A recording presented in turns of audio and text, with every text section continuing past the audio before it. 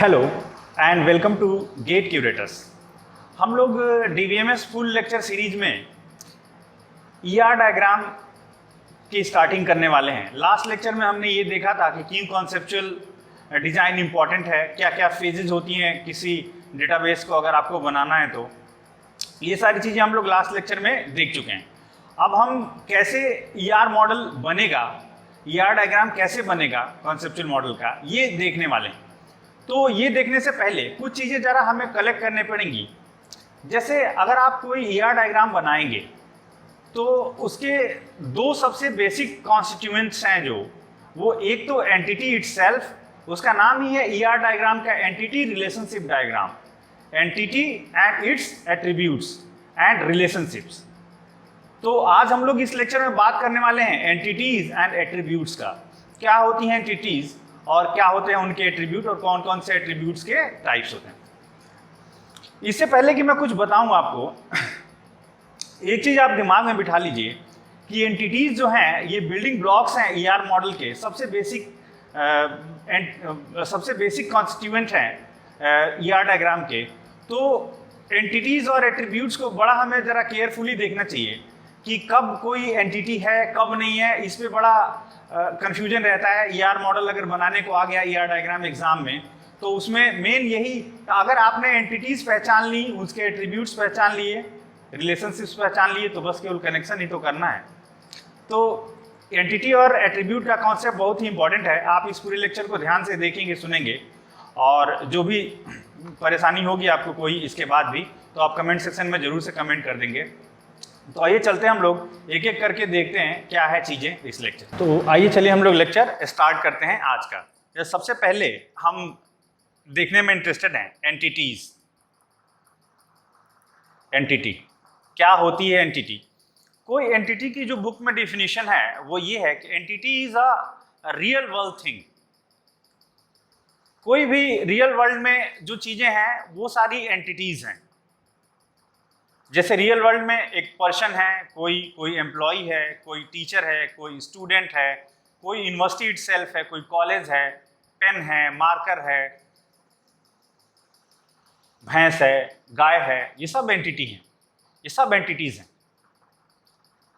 तो कोई सॉफ्टवेयर है, ये भी एंटिटी। एक्चुअली एंटिटीज कोई रियल वर्ल्ड थिंग, लेकिन रियल वर्ल्ड में दो तरीके की चीजें एग्जिस्ट करती हैं। एक तो फिजिकल और एक लॉजिकल। दोनों ही एंटिटीज की कैटेगरी में हम लोग रखते हैं। जैसे फिजिकल में फॉर एग्जांपल पर्सन हो गया, ठीक है, फिजिकल में फॉर एग्जांपल पर्सन हो गया, कोई कार हो गई, कोई हाउस हो गया, एक्सेट्रा। इस तरीके की चीजें जो हैं ये फिजिकल एंटिटीज में आएंगी। लॉजिकल में जैसे कोई सॉफ्टवेयर हो गया जिसको हम टच नहीं कर सकते, जो एक कॉन्सेप्ट हो सकता है, कोई एक जॉब हो गई, जॉब को कहाँ आप टच कर सकते हैं? जॉब तो एक लॉजिकल थिंग ही है, लॉजिकल वर्ल्ड की थिंग है।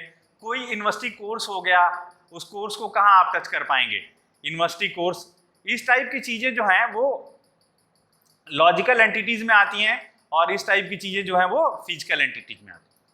तो ये तो बड़ा अच्छा लग रहा है सुनने में कि एंटिटी, और बड़ा आसान भी लग रहा है कि entity is a real world thing. अब जैसे जब एंटिटी रिलेशनशिप डायग्राम आप बनाने लगेंगे तो आपके सामने एंटिटीज को पहचानना सबसे बड़ी समस्या रहेगी कि जो चीजें दी हैं उसमें से हम किसको एंटिटी माने और किसको एंटिटी ना माने। एंटिटीज का एक जो सबसे की एस्पेक्ट है वो है यूनिकनेस का। किसी भी चीज को सबसे पहले आप एंटिटी माने कि ना माने, अगर आपके दिमाग में आए तो आप ये सोच के चलिएगा कि इसको मैं किसी भी तरीके से यूनिकली आइडेंटिफाई कर सकता हूं या नहीं कर सकता। फॉर एग्जाम्पल जैसे मेरे पास ये आप देखिए, ये दो मार्कर्स का सेट है, दो मार्कर का सेट है, दोनों बिल्कुल आइडेंटिकल हैं, एक ही कंपनी के हैं, एक ही कलर के हैं। अब इसको मैं एंटिटी मानूं या ना मानूं, ये दोनों एंटिटी हुए या नहीं हुए।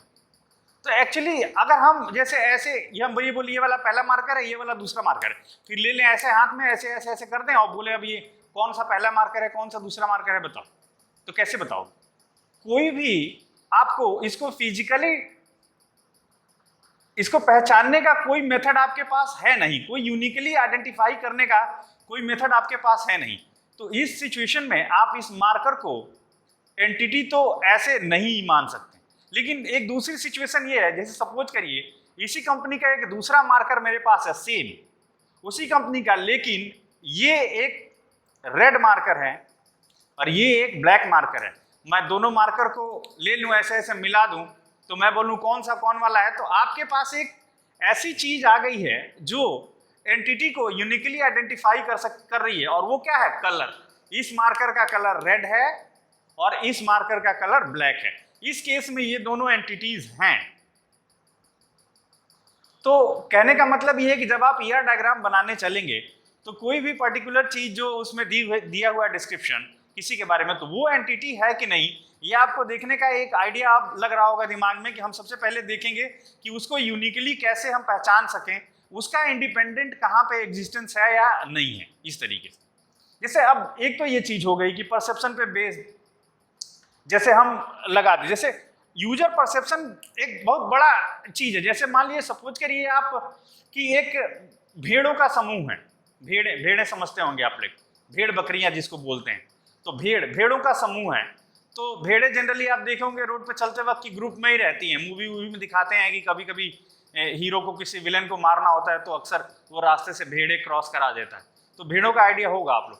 तो उस भेड़ में से 100-200 भेड़ें हैं, और अब मैं किसी पर्टिकुलर भेड़ को बोलूं ये पकड़ के एंटिटी है कि नहीं है, आप उस टाइम तो बोलोगे कि हाँ सर ये एंटिटी है, बट उसी भेड़ को मैं ग्रुप में छोड़ दूं, थोड़ी देर बाद जाकर उसमें वो मिल जाए, फिर आपसे मैं पूछूं ये एंटिटी है या नहीं है, और वो भेड़ कहाँ है जिसको हमने लिया था, जिसको तुमने बोला था कि अभी एंटिटी है, वो भेड़ कहाँ है, खोज के ले आओ।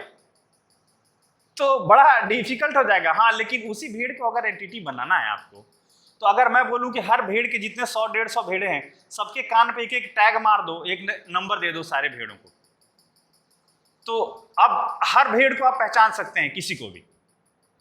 भेड़ों के नाम से थोड़ा ना, जैसे अब इंसानों के नाम से ही केवल हम लोग नहीं जानते, इंसान नाम से जाने जाते हैं, लेकिन और भी सर्टेन एट्रीब्यूट्स होते हैं, चेहरा, मोहरा, शकल, रंग, हाइट, बाल का कलर, आंखों का कलर, तमाम चीजें हैं इंसानों को अलग करने का। बट भेड़ों में इतना हम अलग ऐसे इस तरीके से नहीं कर सकते, तो वहां एक अलग से चीज देनी हमें जरूरी है। तो इसी को बोलते हैं हम लोग की कि जैसे कोई ऐसी चीज जो किसी एंटिटी को यूनिकली आइडेंटिफाई कर रही। तो ये तो एट्रीब्यूट का चीज है। अभी हम आगे देखते हैं।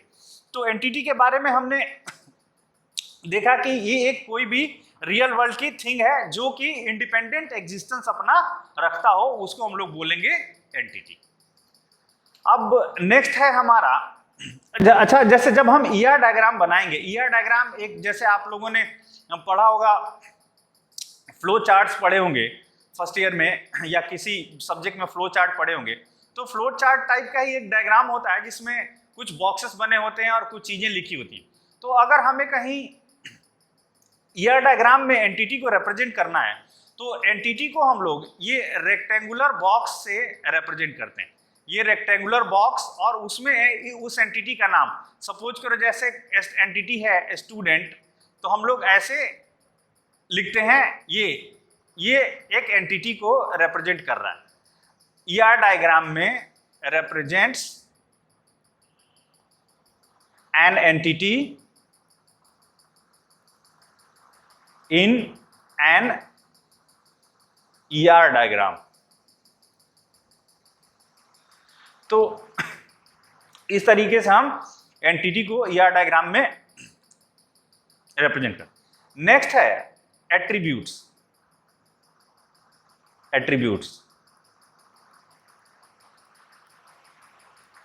अब एट्रीब्यूट्स क्या है?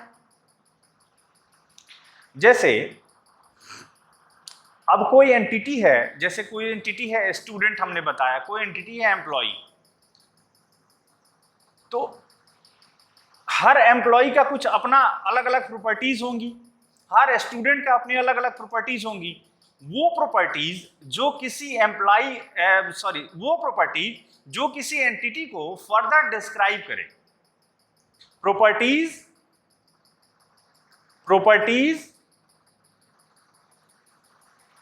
that further describes an entity. वो प्रॉपर्टी जो किसी एंटिटी को फर्दर डिस्क्राइब करता है, that is called attributes. For example, अगर कोई एम्प्लॉई है, हम बोलें कि एंटिटी एम्प्लॉई है, तो इसके एट्रीब्यूट्स क्या क्या हो सकते हैं? इसका नेम हो सकता है, इसका एज हो सकता है, इसका एड्रेस हो सकता है, इसकी सैलरी हो सकती है. ये सारे जो हैं ये एम्प्लॉय एंटिटी के एट्रीब्यूट होंगे. अगर हम बोलें कि एक दूसरा एंटिटी है कार, कार के क्या क्या हो सकते हैं? कार का कलर हो सकता है, कार का नंबर हो सकता है, कार का मॉडल हो सकता है, और भी बहुत सारे हो सकते हैं. अभी हम एग्जांपल के लिए देख रहे हैं इतना कि ये किसी एम्प्लॉय के किसी एंटिटी के ये एट्रीब्यूट इस तरीके से हो सकते हैं, इस तरीके से एट्रीब्यूट पॉसिबल हैं. तो जैसे अगर अब हम एग्जांपल लेना चाहें जरा, तो कैसे इसको, जैसे एम्प्लॉय एंटिटी एम्प्लॉय के किसी एक एम्प्लॉय को अगर रिप्रेजेंट करना होगा तो हमको उसका नाम और बाकी सारी डिटेल देनी पड़ेगी. सपोज करो कि हम एम्प्लॉय के एक एंटिटी एम्प्लॉय के E1 को रिप्रेजेंट करना चाहते हैं, तो यही सारी चीजें अगर हम उसका फिल करें. सपोज करो उसका नाम है जॉन स्मिथ, उसका एज है सपोज करो 40 इयर्स,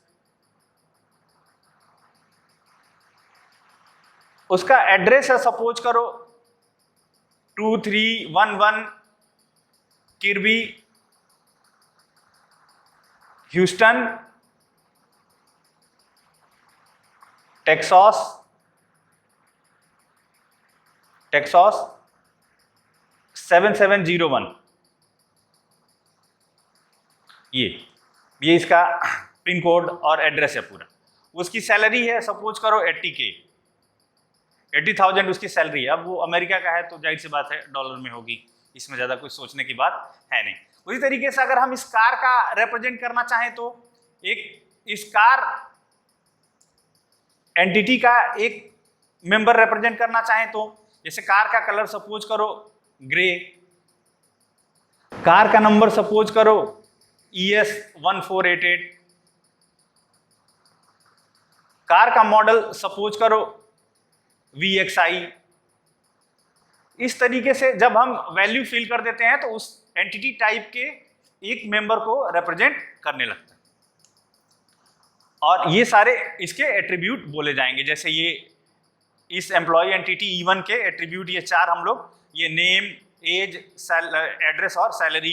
कार एंटिटी के 3 हम लोग देख रहे हैं, उसका कलर, उसका नंबर, उसका मॉडल, इस तरीके की चीजें. अब हम जरा इंटरेस्टेड हैं कि एट्रीब्यूट्स को डिटेल में देखने का. तो जैसे बहुत एट्रीब्यूट्स जो हैं वो बहुत तरीके के होंगे, टाइप्स ऑफ एट्रीब्यूट्स. एट्रीब्यूट्स के कई सारे टाइप्स हैं, उनको हम लोग एक एक करके जरा देखते हैं. जैसे सबसे पहला है सिंपल और एटॉमिक एट्रीब्यूट. हम लोग बोलते हैं, आएगा टर्म बार बार, सिंपल और, अच्छा मैंने ये बताना भूल गया था कि अगर आपको किसी ER डायग्राम में किसी एट्रीब्यूट को रिप्रेजेंट करना है तो सिंपल आप उसके लिए ऐसे ओवल बनाते हो, ओवल, सर्कल नहीं ओवल, ठीक है, और इस तरीके से एक स्ट्रेट लाइन ऐसे कर देते हो. ये ER डायग्राम में किसी एट्रीब्यूट को रिप्रेजेंट करता है, ठीक है. अब हम लोग देखते हैं वापस आके सिंपल और एटॉमिक एट्रीब्यूट. सिंपल और एटॉमिक एट्रीब्यूट क्या है ये? जैसे वो एट्रीब्यूट्स जिनको हम फर्दर सब पार्ट्स में डिवाइड नहीं कर सकते. यह जो सबसे, एटॉमिक का मतलब ही होता है जो सबसे छोटा हो. जो सबसे छोटा हो। तो ऐसे एट्रीब्यूट्स जिनको हम आगे फर्दर सब डिवाइड नहीं कर सकते हैं। जैसे आपके एड्रेस की अगर हम बात करें तो एड्रेस में अगर सपोज करिए स्ट्रीट नंबर है, उसको आप फर्दर डिवाइड नहीं कर सकते हैं। पिन कोड को डिवाइड नहीं कर सकते हैं, पिन कोड का अगर एक आध डिजिट निकाल दो तो वो बेकार हो जाएगा। इसी तरीके से अगर किसी एम्प्लॉय का नेम है और उसका फर्स्ट नेम, अभी नेम हम लोग देखेंगे कि नेम एक कंपोजिट एट्रीब्यूट है। कंपोजिट एट्रीब्यूट जानते हैं, सपोज करिए फर्स्ट नेम है, अगर जैसे मेरा नाम है मृत्युंजय कुमार, तो मृत्युंजय को अब हम, ये एक सिंपल एट्रीब्यूट हुआ, ये एटॉमिक एट्रीब्यूट हुआ, मृत्युंजय को अब मैं डिवाइड नहीं कर सकता हूं फर्दर, अदरवाइज इसकी मीनिंग लॉस्ट हो जाएगी। ठीक है, तो इसको हम लोग बोलते हैं सिंपल या एटॉमिक एट्रीब्यूट। नेक्स्ट है हमारा कंपोजिट एट्रीब्यूट।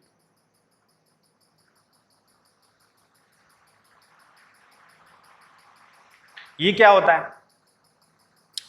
कंपोजिट एट्रीब्यूट्स ऐसे एट्रीब्यूट्स हैं जिनको हम फर्दर डिवाइड कर सकते हैं एटॉमिक एट्रीब्यूट्स में, या ये बोलें कि कंपोजिट एट्रीब्यूट्स जो है वो एटॉमिक एट्रीब्यूट्स से मिलके बने हैं हमारे। ठीक है, जैसे सपोज करें एड्रेस, अगर हम एक एड्रेस एट्रीब्यूट की बात करें, किसी एम्प्लॉय के एड्रेस की हम बात करें, तो एड्रेस कई सारी चीजों का कॉम्बिनेशन होता है। Street name, street number, street number, city, pin code, etcetera. इसी तरीके से अगर हम नेम की बात करें कि कहीं पे हो भी सकता है ऐसा, नेम के केस में कहीं पे नहीं भी हो सकता है। नेम जो है वो जनरली 3 पार्ट हम लोग मानते हैं, फर्स्ट नेम, मिडिल नेम और लास्ट नेम। अब ये बनाने पे है कि इस तरीके से आप बना रहे हैं कि नहीं, हर किसी का 3 नाम है कि नहीं है, बट ये एक कंपोजिट एट्रीब्यूट, नेम एट्रीब्यूट जो है ये एक कंपोजिट एट्रीब्यूट का एग्जांपल हो सकता है। अच्छा, जो ये कंपोजिट एट्रीब्यूट हैं, ये कई बार हायरार्कीज को फॉर्म करते हैं। जैसे हायरार्की को फॉर्म करते हैं, एक लेवल पे एक चीज, दूसरे लेवल पे कई सारी चीजें, फिर नेक्स्ट लेवल पे। जैसे सपोज करें अगर हम एड्रेस एट्रीब्यूट को लें, तो एड्रेस कैसे हायरार्की फॉर्म कर रहा है? एड्रेस एट्रीब्यूट जो है वो कुछ चीजों से मिलके बना है। जैसे सपोज करिए कि एड्रेस एट्रीब्यूट जो है वो बना है स्ट्रीट एड्रेस। ये हायरार्की समझाने के लिए ऐसा कर रहा हूं, सिटी, स्टेट और पिन कोड। सपोज करिए हम अभी इंटरनेशनल में नहीं जाते हैं, इतना ही देखते हैं, अपने देश की ही बात है। ये एड्रेस जो है इस तरीके से बना है, तो सबसे टॉप लेवल पे एड्रेस, उसके नीचे अब ये फर्दर हम इसको ऐसे स्ट्रीट एड्रेस भी, स्ट्रीट नेम,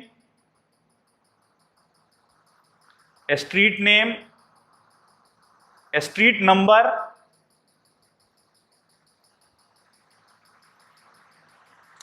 और हाउस नंबर, इस तरीके से की चीजों से मिलके बनाओ।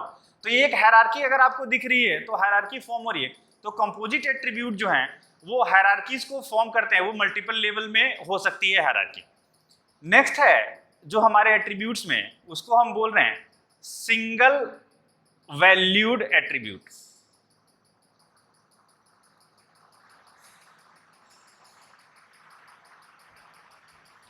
सिंगल वैल्यूड एट्रीब्यूट,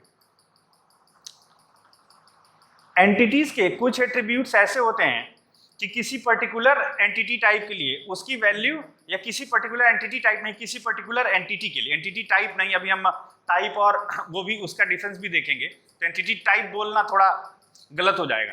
किसी पर्टिकुलर एंटिटी के लिए इसकी वैल्यू एक से ज्यादा नहीं हो सकती है, सिंगल वैल्यूड। जैसे किसी की एज की मैं बात करूं, किसी पर्सन की एज किसी पर्टिकुलर टाइम पे एक से ज्यादा नहीं हो सकती है। ऐसा तो नहीं है, मतलब वो नेता लोगों के लड़कों की बात छोड़ दें, जैसे कि उनके सर्टिफिकेट में एज रहती है 24 और वैसे इलेक्शन लड़ लेते हैं 26, और फिल्म स्टारों की एज छोड़ दो, बढ़ती ही नहीं है। तो मतलब किसी पर्टिकुलर टाइम पे एज की, किसी पर्सन के एज की जो वैल्यू है वो एक ही होती है, या तो पर्सन 20 साल का होगा, या 22 साल का होगा, 25 साल का होगा, 26 साल का होगा, इस तरीके से। तो एज एट्रीब्यूट जो है किसी एंटिटी का, एज एट्रीब्यूट वो किसी पर्सन एंटिटी कोई पर्सन है और उसका एज एट्रीब्यूट जो है ये एक सिंगल वैल्यूड एट्रीब्यूट होगा। अब जाहिर सी बात है अगर कोई सिंगल वैल्यूड एट्रीब्यूट है तो कोई मल्टी वैल्यूड एट्रीब्यूट भी होंगे। मल्टी वैल्यूड, अगर सिंगल वैल्यूड का एग्जिस्टेंस है तो मल्टी वैल्यूड का भी एग्जिस्टेंस होगा। जैसे सपोज करो कि हमारा एंटिटी है कार। कार का एक एट्रीब्यूट हमने, अगर याद आ रहा हो आपको, अभी अभी तो लिया था कलर, नहीं याद आ रहा है तो यहां देखिए आके वापस, कार का हमने यहाँ पे एट्रीब्यूट लिया हुआ है ये कार का एट्रीब्यूट लिया हुआ है हमने कलर। अब किसी कार की कलर एक ही टाइम पे एक से ज्यादा भी मल्टी कलर कार्स पॉसिबल हैं। जैसे आजकल बहुत डुअल टोन बहुत फेमस है कि जैसे व्हाइट और रेड का कॉम्बिनेशन। तो जो कार का जो कलर एट्रीब्यूट है ये कैसा है, ये एक मल्टी वैल्यूड एट्रीब्यूट है। अगर सपोज करिए कोई पर्सन है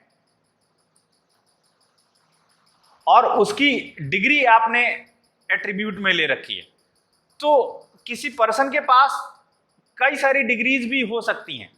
जैसे पहले जमाने में अगर सुना होगा आप लोगों ने कि डबल MA हैं, डबल BA हैं। अभी डबल बीटेक सुनने में ज़्यादा आता नहीं है क्योंकि अब इतने ज़्यादा सब्जेक्ट रहते हैं बीटेक में और इतना टाइम लग जाता है, इतनी घिसाई हो जाती है कि एक ही में आत्मा तृप्त हो जाती है। तो डबल बीटेक सुनने में नहीं मिलता, बट डबल MA सुनने में मिलता था पहले के ज़माने में। तो इसका मतलब ये है कि किसी पर्सन के पास मल्टीपल डिग्रीज हो सकती हैं, मल्टीपल डिग्री हो सकती है। तो इस केस में जो डिग्री एट्रीब्यूट है किसी पर्सन का, ये एक मल्टी वैल्यूड एट्रीब्यूट है। ठीक है, तो मल्टी वैल्यूड एट्रीब्यूट क्या हो गए, वो एट्रीब्यूट्स जो एक ही टाइम पे एक से ज्यादा वैल्यूज अपने में कंटेन कर सकें, that attributes are called multi valued attribute. For example हमने बता दिया कार का कलर एट्रीब्यूट, पर्सन का डिग्री एट्रीब्यूट, इस तरीके के और भी हो सकते हैं। यहाँ हमने ये एग्जांपल के लिए ये चीजें लिया है। ठीक है, अब अच्छा मल्टी वैल्यूड एट्रीब्यूट में जरा हम देखें कि सपोज करिए आप डेटाबेस बना रहे हो और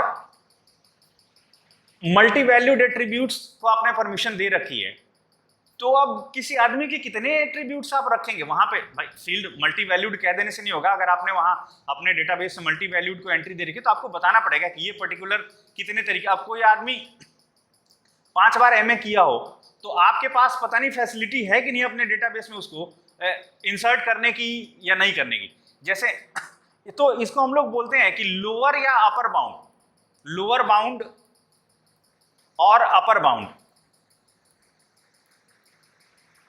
जैसे मान लीजिए गवर्नमेंट है, वो जॉब रिक्वायरमेंट निकाल रही है किसी लोअर पोस्ट के लिए, जैसे मान लीजिए स्वीपर के पोस्ट के लिए जॉब रिक्वायरमेंट निकाल रही है, तो वो जनरली नो डिग्री रिक्वायर्ड,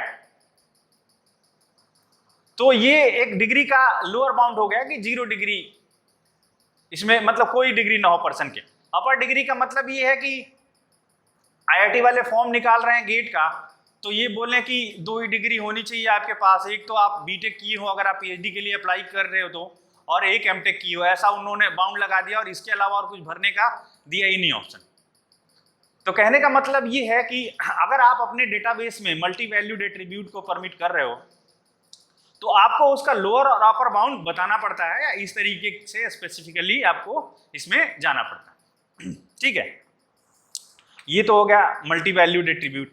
अच्छा, मल्टी वैल्यूड एट्रीब्यूट को हम लोग ER डायग्राम में, बार बार मैं यहाँ पे भूल जा रहा हूँ, मल्टी वैल्यूड एट्रीब्यूट है तो ER डायग्राम में कैसे रिप्रेजेंट करेंगे। ER डायग्राम में हम लोग ऐसे एक ओवल और उसके बाहर दूसरा ओवल और अंदर उसका नाम, जो भी मल्टी वैल्यूड एट्रीब्यूट है, जैसे डिग्री है तो डिग्री, और ऐसे एक स्ट्रेट लाइन से। और कंपोजिट एट्रीब्यूट है, अगर कोई एक एट्रीब्यूट है कंपोजिट एट्रीब्यूट, तो एक ओवल और एक स्ट्रेट लाइन ऐसे एट्रीब्यूट के लिए। ये एट्रीब्यूट कंपोजिट है तो कंपोजिट का मतलब है कि बहुत सारे एट्रीब्यूट से मिलके बना होगा, तो ऐसे ऐसे हम और कई सारे एट्रीब्यूट्स को इसमें ऐड कर लेंगे। तो इस तरीके से हम ER डायग्राम में, लास्ट में मैं चलिए आपको समरी इस लेक्चर के लास्ट में या नेक्स्ट लेक्चर के लास्ट में मैं समरी पूरे दे दूंगा कि कौन सा कैसे रिप्रेजेंट होगा ER डायग्राम में। तो ये ठीक है, अगर कोई छूट भी जाता है ऐसे बीच में नहीं याद आता है तो इस तरीके से ये जो है ये मल्टी वैल्यूड है, मल्टी वैल्यूड एट्रीब्यूट, और ये जो है ये है कंपोजिट एट्रीब्यूट। ऐसे हम ईआर डायग्राम बनाते समय इनको अपने ईआर डायग्राम में ऐसे हम रिप्रेजेंट करेंगे। ठीक है, नेक्स्ट है अब एक बड़ा इंपॉर्टेंट कॉन्सेप्ट है stored and derived attributes. Stored and derived attributes.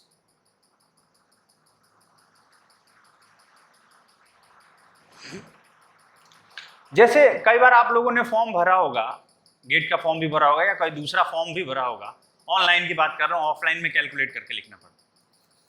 तो दो कॉलम आप जनरली देखते हो,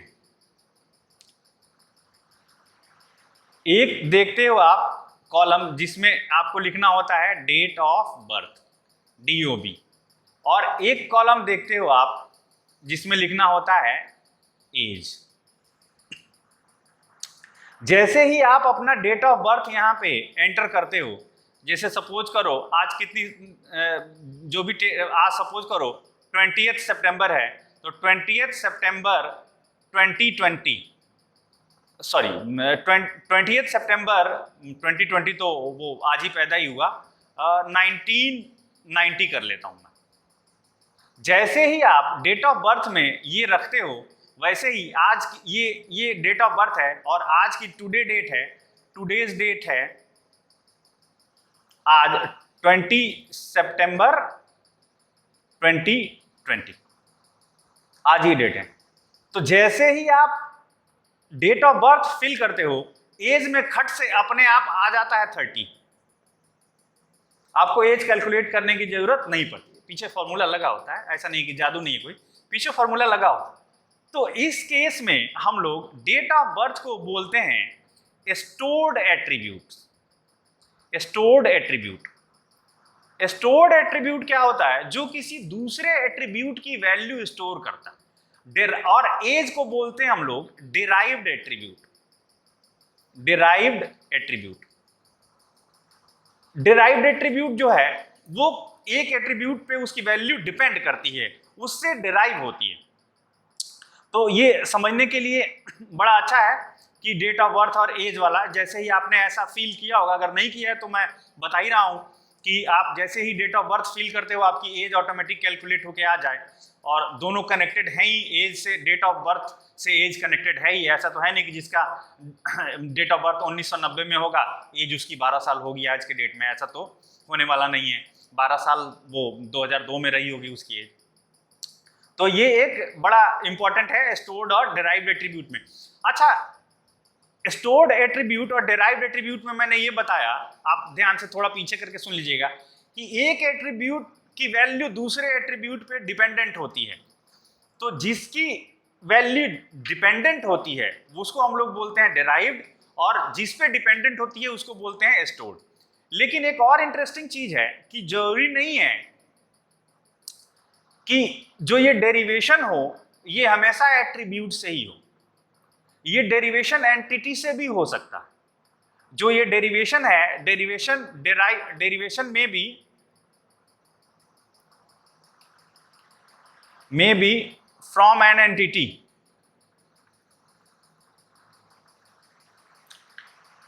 कैसे? जैसे एक एट्रीब्यूट दूसरे एट्रीब्यूट पे डिपेंड हो रहा था, तो एक को हमने स्टोर्ड बोला और एक को डिराइव्ड बोला। अब ये एंटिटी पे कैसे? जैसे सपोज करो कि एंटिटी है डिपार्टमेंट, एंटिटी है कोई डिपार्टमेंट। अब एक डिपार्टमेंट है तो उसमें कुछ लोग काम करते होंगे।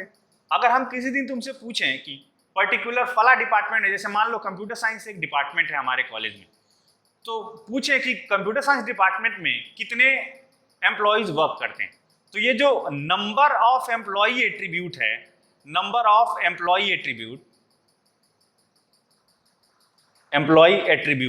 ये नंबर ऑफ एम्प्लॉय जो है ये एक एट्रीब्यूट है।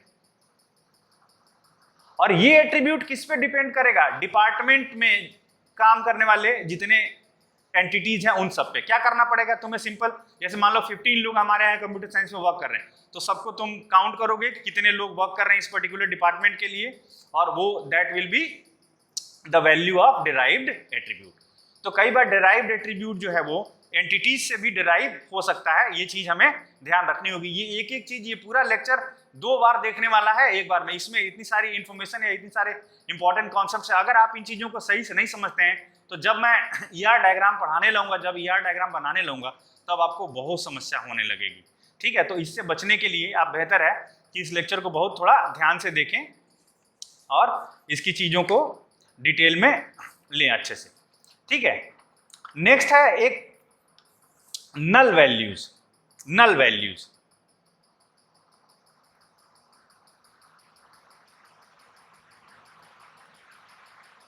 नल वैल्यूज। अब ये नल वैल्यू कोई एट्रीब्यूट तो नहीं है, नल वैल्यू कोई एट्रीब्यूट नहीं है, ये this may be value of N attribute. ये नल जो है ये किसी एट्रीब्यूट की वैल्यू है, ये अपने आप में कोई एट्रीब्यूट नहीं है। अब एट्रीब्यूट की वैल्यू नल का क्या मतलब है?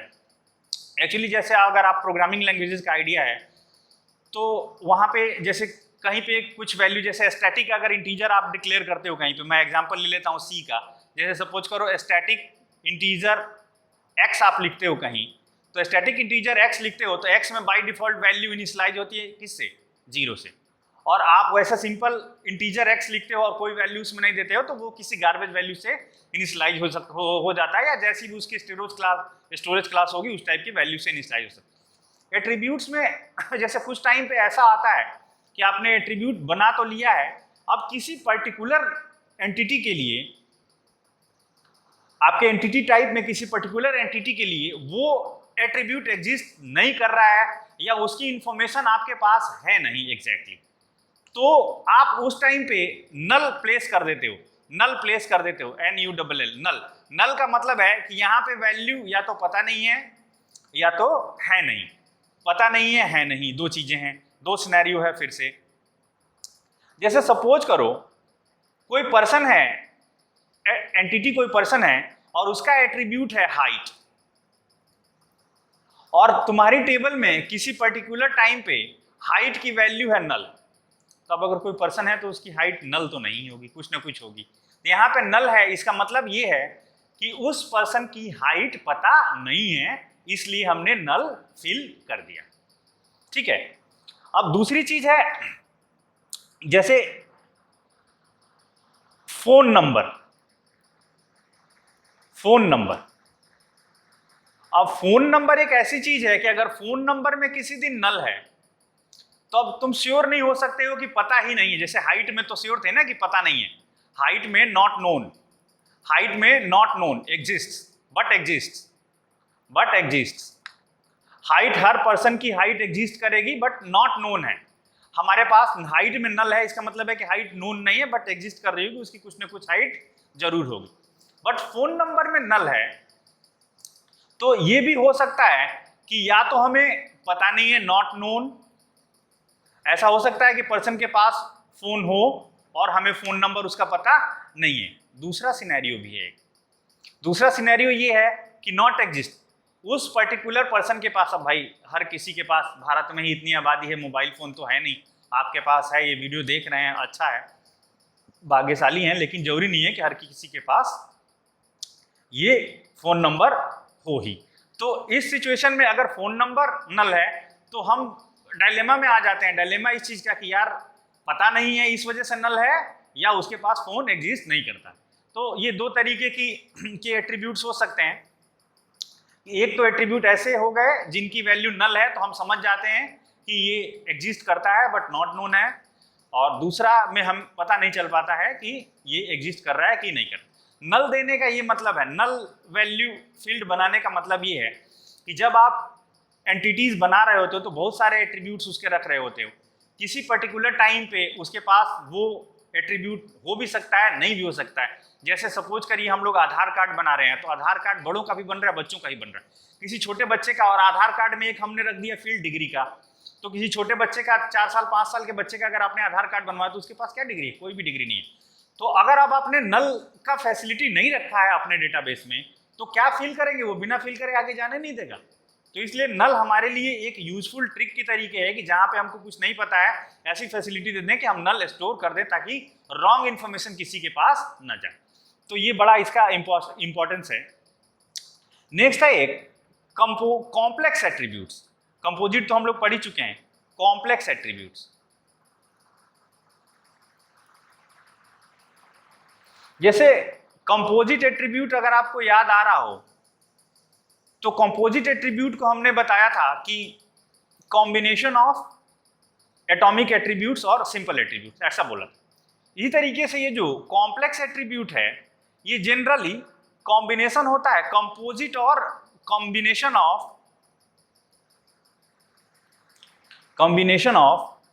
Composite and multi valued attributes. Composite और मल्टी वैल्यूड एट्रीब्यूट्स का कैसे कॉम्बिनेशन, मल्टी वैल्यूड एट्रीब्यूट। अब कंपोजिट एट्रीब्यूट ऐसा ले लें, जैसे सपोज करो सबसे अच्छा कंपोजिट एट्रीब्यूट है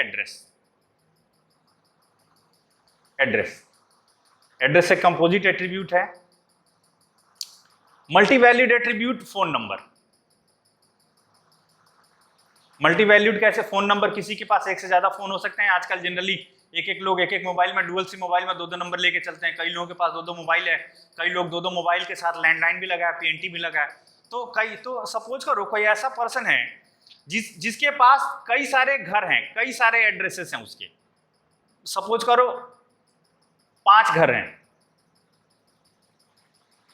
और उसके पास हर घर में कई सारे फोन भी हैं, मल्टीपल फोन्स, मतलब मल्टीपल नंबर हैं। तो इसको अगर ऐसी सिचुएशन को आपको रिप्रेजेंट करना है तो this is called complex attribute. कैसे हम लोग रिप्रेजेंट करते हैं इसको हम जैसे सपोज करो अब हमने उसके नाम दे दिया एट्रीब्यूट का एड्रेस फोन। हमने जो नया एट्रीब्यूट बनाया, जो कॉम्प्लेक्स एट्रीब्यूट बनाया, एक कंपोजिट और एक मल्टी वैल्यूड का, उसको हमने नाम दिया एड्रेस फोन। एड्रेस फोन क्या करेगा, एड्रेसेस को रखेगा और हर एड्रेस के हर फोन नंबर को रखेगा। तो कैसे हम इसको बनाएंगे, ऐसे बनाते हैं हम लोग जनरली, इस ब्रैकेट में लिखते हैं हम लोग, करली ब्रैकेट में। सपोज करो फोन, एक फोन जो होगा वो किससे एसोसिएटेड है, सपोज करो फोन किसी एरिया में होगा तो उस एरिया का एरिया कोड लिख देंगे हम लोग और फोन नंबर होगा। जितने घर होंगे उतने एरिया कोड और फोन नंबर।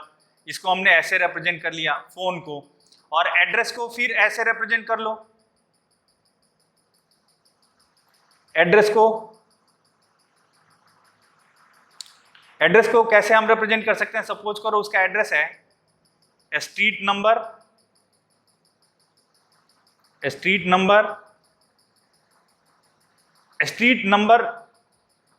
या स्ट्रीट एड्रेस कर लें, जरा अच्छा रहेगा। और भी कंपोजिट मतलब कॉम्प्लेक्स बना ही रहे हैं तो एकदम कॉम्प्लेक्स बना लें। स्ट्रीट एड्रेस में जैसे सपोज करो नंबर हो सकता है, स्ट्रीट हो सकता है, अपार्टमेंट नंबर हो सकता है, स्ट्रीट नेम हो सकता है, अपार्टमेंट हो सकता है उसका, ठीक ये। और इसके साथ साथ सिटी हो सकता है एड्रेस में, स्टेट हो सकता है और उसका जिप कोड हो सकता है, तो ये ऐसे और ऐसे, इस तरीके से हम किसी कॉम्प्लेक्स एट्रीब्यूट को रिप्रेजेंट करते हैं। अब यहाँ पे हमने दो यूज किए हैं। यहाँ पे जो ये फोन हमने यूज किया है ये भी एक कंपोजिट एट्रीब्यूट है, एरिया कोड और फोन नंबर दोनों के साथ, और जो एड्रेस हमने लिया है ये भी एक कंपोजिट एट्रीब्यूट है। तो इस तरीके से कॉम्प्लेक्स एट्रीब्यूट्स फॉर्म होते हैं। तो इस लेक्चर में हम लोग इतना ही रखते हैं, ज़्यादा बड़ा नहीं करते हैं लेक्चर को, और नेक्स्ट लेक्चर में हम लोग देखेंगे एंटिटी टाइप्स और एंटिटी सेट्स। तो वो भी एक काफ़ी इम्पोर्टेंट लेक्चर होगा, और अब उम्मीद है ये लेक्चर आपको मज़ेदार लगा होगा, अच्छा लगा होगा, अगर आपको लेक्चर अच्छा लगा है तो आप लाइक, सब्सक्राइब और कमेंट करिए, और तब तक के लिए